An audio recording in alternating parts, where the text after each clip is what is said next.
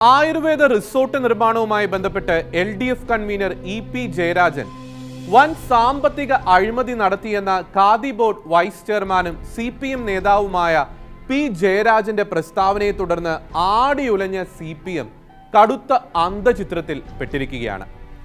ഭരണപക്ഷം നേരിടുന്ന ഈ ഉലച്ചിലിനെ ശക്തമായ പ്രതിഷേധത്തിലൂടെയും സമ്മർദ്ദത്തിലൂടെയും കൂടുതൽ സങ്കീർണമാക്കേണ്ട പ്രതിപക്ഷം ഇപ്പോഴും ഹീനമായ നിസ്സംഗത തുടരുകയാണ്. റിസോർട്ട് അഴിമതി വിവാദം CPMന്റെ ആഭ്യന്തര കാര്യമാണെന്നും അത് അവർ തന്നെ പരിഹരിക്കട്ടെ എന്നും ലീഗ് ഇത്തരം കാര്യങ്ങളിൽ ഇടപെടാറില്ലെന്നും പ്രതികരിച്ച പ്രതിപക്ഷത്തെ പ്രധാന കക്ഷിയായ മുസ്ലിം ലീഗിന്റെ നേതാവ് PK കുഞ്ഞാലിക്കുട്ടി പറഞ്ഞു വെച്ചതെല്ലാം വിരൽ ചൂണ്ടുന്നത് CPM ലീഗ് അവിശുദ്ധ ബാന്ധവത്തിന്റെ പിന്നാമ്പുറങ്ങളിലേക്ക് തന്നെയാണ്.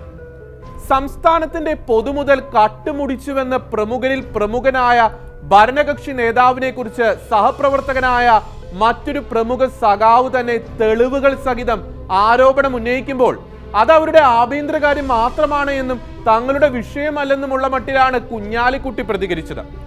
ഭരണകൂടത്തെ സമ്മർദ്ദത്തിലാക്കി തെറ്റുതിരുത്തിക്കാൻ പ്രതിബദ്ധത കാണിക്കേണ്ട പ്രതിപക്ഷത്തിന്റെ ഉപനേതാവായ കുഞ്ഞാലിക്കുട്ടിയുടെ ഈ വാക്കുകൾ സൂചിപ്പിക്കുന്നത് പിണറായിയുടെ ഭരണത്തിന്റെ മൂന്നാം ഊഴത്തിൽ പങ്കാളിത്തം ലക്ഷ്യമിട്ട് ലീഗ് പതുക്കെ ഇടത്തോട്ട് ചെരിഞ്ഞു തുടങ്ങി എന്ന് തന്നെയാണ്.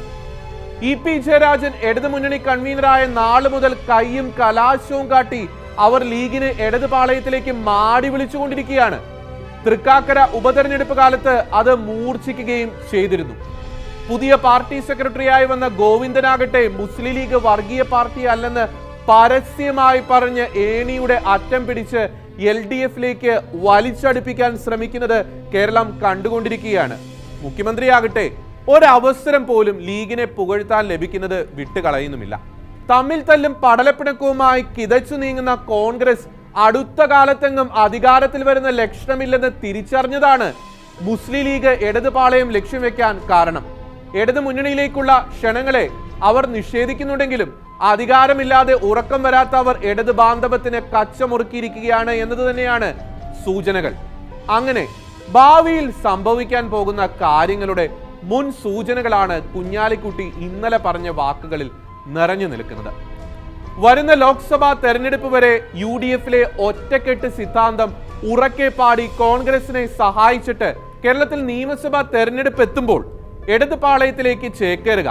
അങ്ങനെ ലോക്സഭയിൽ കോൺഗ്രസിനെ ശക്തിപ്പെടുത്തി മുൻധാരണ പ്രകാരം ഇടതു മുന്നണിയിൽ ഭരണ പങ്കാളിത്തം ഉറപ്പിക്കുക. അതിനുവേണ്ടി മുസ്ലിം സമുദായത്തിലെ ഭൂരിപക്ഷം വോട്ടുകളും LDFൽ എത്തിച്ച് പിണറായിയെ വീണ്ടും അധികാരത്തിലെത്തിക്കുന്നതിലൂടെ മൂന്നാം CPM ഭരണത്തിൽ തങ്ങൾ ഏറ്റവും വലിയ രണ്ടാം കക്ഷി എന്ന നിലയിൽ ഭരണത്തെ നിയന്ത്രിക്കുക. ലീഗ് ഇപ്പോൾ കരുക്കൾ നീക്കുന്നത് അതിനുവേണ്ടിയാണ്. ഈ അണ്ടർഗ്രൗണ്ട് കളികൾ മനസ്സിലാക്കാതെ ഇപ്പോഴും ലീഗിനെ സുഖിപ്പിക്കാൻ തങ്ങൾക്കൊപ്പം എപ്പോഴും അവർ ഉറച്ചു നിൽക്കുമെന്ന് ചിന്തിച്ച് മുന്നോട്ട് പോവുകയാണ് സതീശനും കൂട്ടരും. അതിനുവേണ്ടി മറ്റു രണ്ട് പ്രമുഖ സമുദായങ്ങളെ അവഗണിച്ചും ചോടിപ്പിച്ചും അവരുടെ അപ്രീതി വാങ്ങി ലീഗിനെ പ്രീതിപ്പെടുത്താൻ ഉത്സാഹിക്കുകയാണ് കോൺഗ്രസിലെ VD സതീശൻ പക്ഷം. എന്നാൽ ഇവരുടെ തലയിൽ വെളിച്ചം വരുമ്പോഴേക്കും കോൺഗ്രസ് ദയനീയമായി കേരളത്തിൽ തകർന്നടിഞ്ഞിരിക്കും. ലീഗിലെ മുനീർ പക്ഷം ഈ അവിശുദ്ധ കൂട്ടുകെട്ടിനെ എതിർക്കുന്നവരാണ്. എന്നാൽ അവിടുത്തെ ശക്തരായ ഭൂരിപക്ഷം നേതാക്കളും അധികാര കൊതിമൂത്ത് ഇടതുപാളയത്തിലേക്ക് നോക്കി വെള്ളമിറക്കിയിരിക്കുകയാണ്.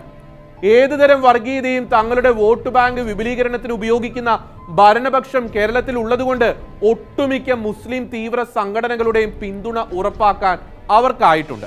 അങ്ങനെ ഭരണം പിടിച്ച് പിണറായിയോ മരുമകനോ മുഖ്യമന്ത്രിയായും കുഞ്ഞാലിക്കുട്ടി ഉപമുഖ്യമന്ത്രിയായും കേരളത്തിൽ വാഴുന്ന ഒരു ദുരന്ത കാലം കൂടി താങ്ങാൻ കേരളത്തിലെ ജനങ്ങൾക്ക് കെൽപ്പില്ല എന്നതല്ലേ യാഥാർത്ഥ്യം.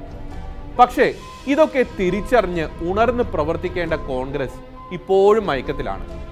കേരളത്തിലെ BJP നേതാക്കളാണെങ്കിൽ CPM എന്ന പാർട്ടിയുമായി കൈകോർത്ത് അഡ്ജസ്റ്റ്മെന്റ് രാഷ്ട്രീയം കളിച്ച് മുന്നോട്ട് പോകുന്നു.